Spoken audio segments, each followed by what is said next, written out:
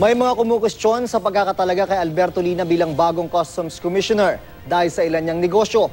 Hinamo naman ng ilang senador ang nagbitiw na commissioner na si John Philip Sevilla na pangalanan ng sinasabi niyang nasa likod ng political pressure sa customs. Narito ang aking report.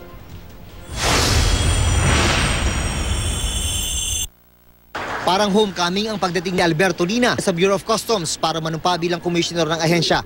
10 taon na nakakaraan, ito rin ang pwesto niya sa ilalim ng Administrasyong Arroyo hanggang sa mabitiw kasama ang tinaguriang Haya 10 dahil sa Hello Garci scandal. Nang ipakilala na si Lina, malakas na sigawan at palakpakan ang sumalubong sa kanya. Kasihan nawa ako ng Diyos. Congratulations.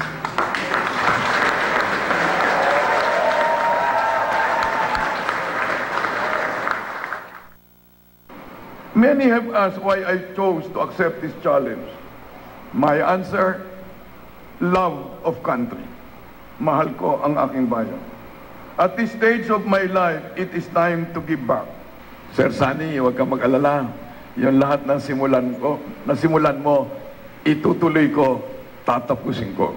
Maraming negosyo si Lina bago muling pumasok sa gobyerno. Isa dito ang brokerage company na Air 21. Kaya isa sa kinukwestiyon ang conflict of interest. Pero depensa ng Malacanang, magdadivest daw si Lina ng kanyang mga interes sa kumpanya. Commissioner Lina is in the process of divesting his interests in his brokerage company to erase any apparent conflict of interest. Ayon naman sa mga source ng GMA News na matataas na opisyal ng customs, nasa ilalim ng investigasyon ng isa pang kumpanya ni Lina, ang U-Freight. Isang kumpanya nag-aalok ng serbisyo sa mga importer at exporter tulad ng warehousing, door-to-door services at iba pa. Ayon sa mga source, meron daw 1.5 billion pesos na halaga ng aircraft equipment na inimport mula 2011 hanggang 2013 na hindi raw ma-account hanggang ngayon.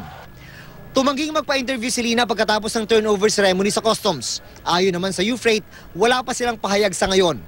Isinagawa ang oath-taking isang araw lang matapos i-anunsyo ni dating Customs Commissioner Sevilla ang kanyang resignation dahil daw sa political pressure at palakasan. Hamon ng ilang senador, pangalanan ni Sevilla ang mga sinasabi niyang nasa likod ng political pressure para ilipat si Customs Intellectual Property Rights Division Chief, Attorney Teddy Raval, sa sensitibong posisyon na hepe ng Enforcement and Security Service na siyang may hawak ng Customs Police. Hanapan po talaga kayo ng pangalan. So, what do we do with that, sir? With Pray over po. Matapos magbitiw si Sevilla, nakarating sa GMA News na nag-iisip na rin mag-resign ng ilang Deputy Commissioner ng Customs. Kinausap daw sila ni Finance Secretary Cesar Purisima, pero wala pang malinaw na commitment sa mga kinausap ni Purisima kung mananatili pa sila sa Customs.